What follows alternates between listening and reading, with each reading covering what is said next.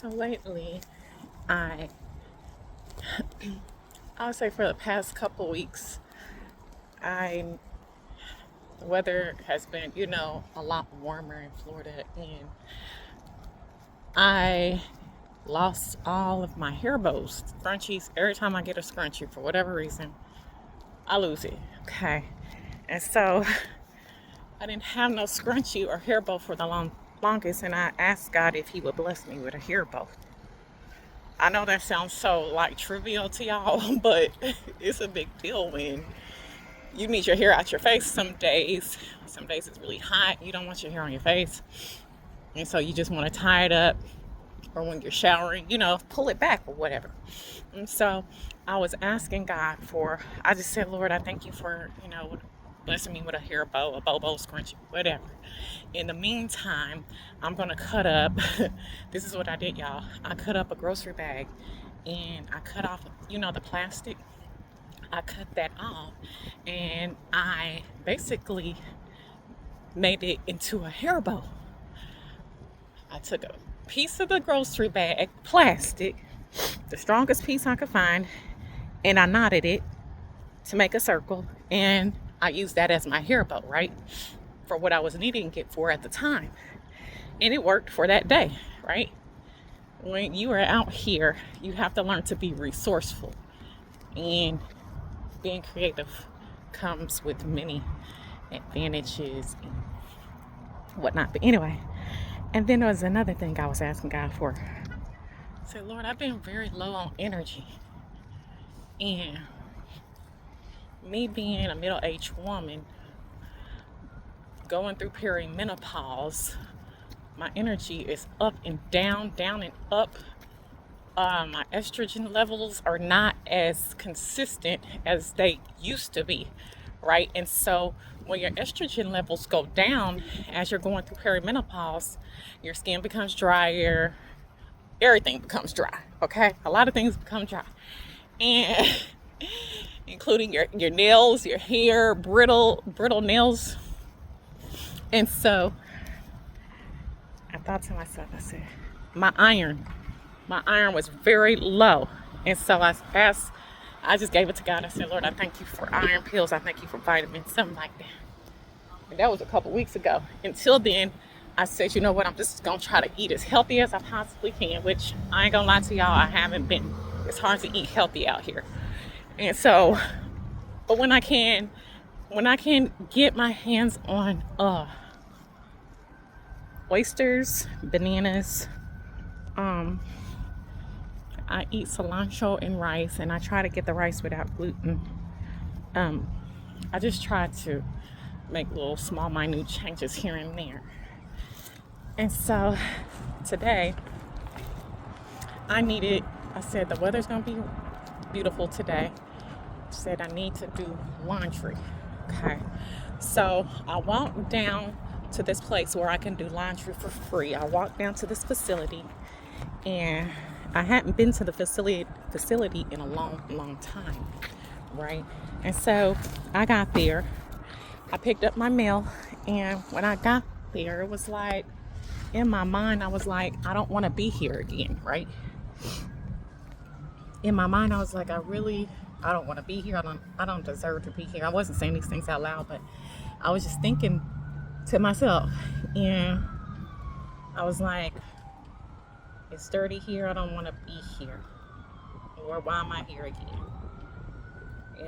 So I thought we were done with this. In my mind, I was saying all these things, and I felt my attitude shifting, and not in a good way. And so I put my stuff in the washer. I went and sat down. I started reading my word. And I opened up my book, and it said humility. And I started reading about humility.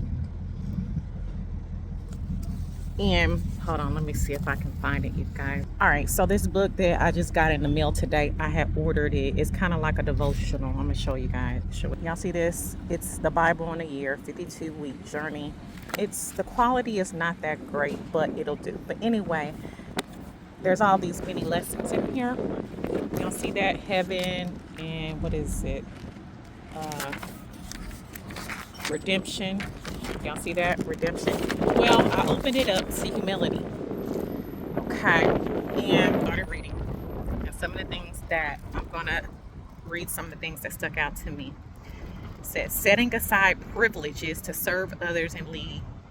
Setting aside privileges to serve others leads to spiritual growth. Do nothing out of selfish ambition, vain conceit, but in humility consider others better than yourselves. Hold on. There was one that stood out. Pride creates resistance in our relationship with God, while humility positions us to receive His grace. This isn't about feeling worthless, but about accurately recognizing our dependence on God and our proper place in His creation. Clothe yourselves with humility toward one another. Humility is something we must deliberately put on each day, kind of like a coat or a jacket, right? We must consciously decide to adopt a humble attitude in our interactions. Humility should be visible to others, not in a showy self-deprecation way, but in genuine other-centeredness. Pride closes our minds to learning and correction, while humility keeps us teachable and growing. And then at the bottom it says, the humble person remains open to insight from any source. The humble person remains open to insight from any source. And then I wrote, you never know how God will answer you, encourage you, bless you, whether it be monetarily or non-monetarily, right? And so when I was sitting at that shelter and lamenting over my situation low-key and starting to feel this bitterness try to rise up inside of me, I just started trying to correct myself. As it was like God's word was correcting me. That's the only way I can put it. It was like God's word was correcting me. And I was like, wow, Lord. Because I was sitting there waiting for my clothes to get done. And I was just like, I shouldn't be here. I don't deserve to be here. I'm still in this situation, blah, blah, blah. And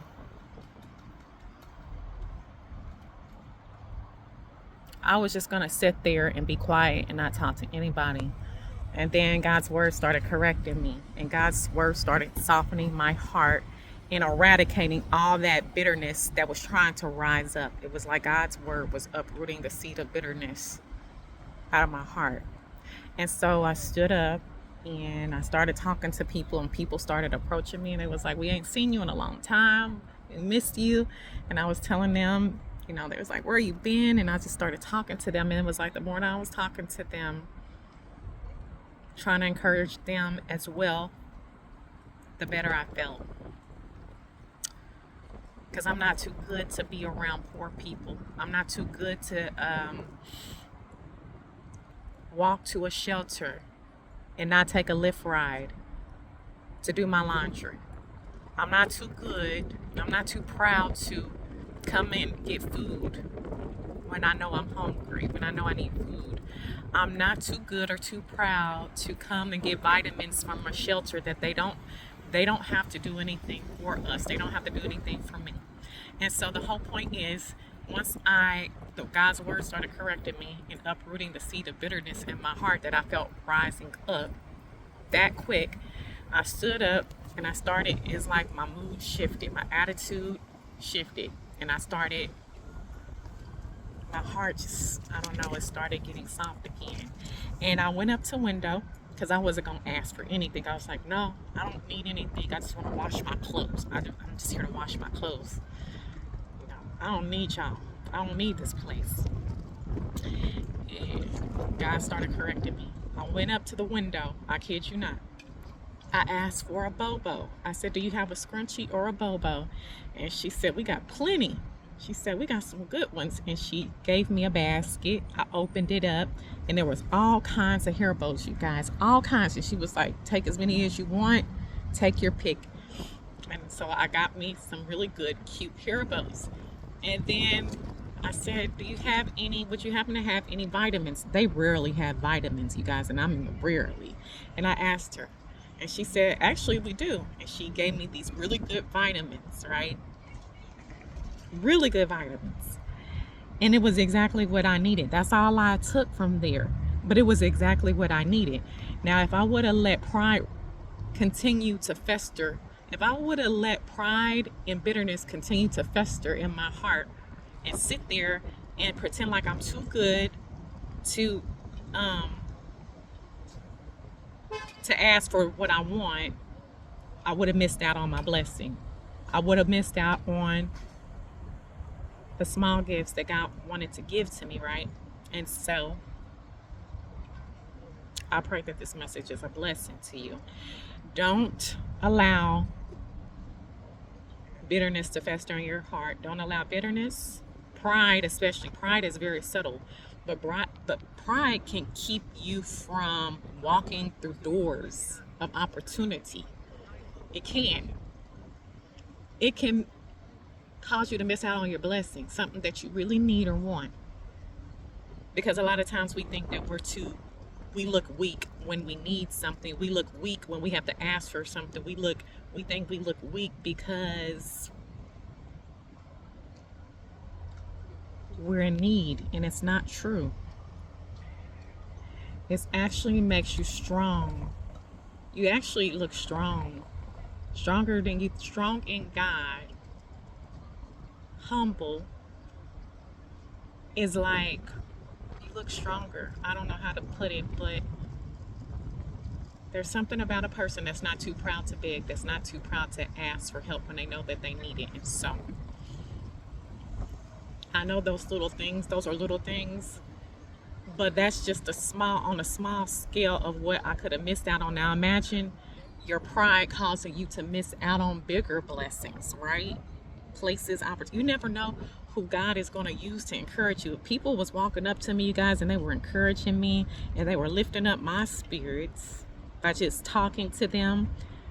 Because I really do consider the people at Washburn like an extension of my family. These people out here on the streets of Pensacola, they're my family.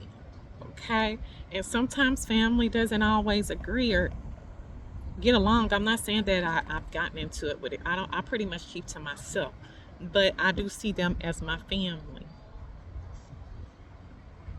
out here. The people at Washburn and the people that I've met out here in Pensacola, they're my family. And they bless me in more ways than one. I got people out here to see me. Somebody walked up to me the other day, another houseless person, and I hadn't seen him in a long time, and he always remembers my name. And for some reason that day I couldn't remember his. And I said, "What's your name?" And he said, "Yeah, that's your name." His name was on the tip of my tongue. And I said, "Lord, these people out here see me." I said, "They see me." I said, "They see me." And I just thought that was beautiful. The little smallest things. And he was like, "I always remember you." This young man, he's like my age, and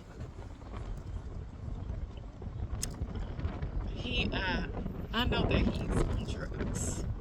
I know that he does drugs, but he always remembers me. I'm not judging him.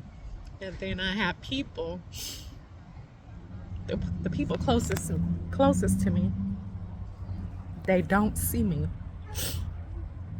how God sees me. But the people out here on the streets of Pensacola, a lot of them, they see me for who I am. They see me the way God sees me. And I think that is beautiful. And so I'll talk to you guys later. I pray this message was a blessing to you. Remember, begin discovering your purpose in Jesus Christ today and watch your life flourish in more ways than one. And I'll talk to you later. Bye.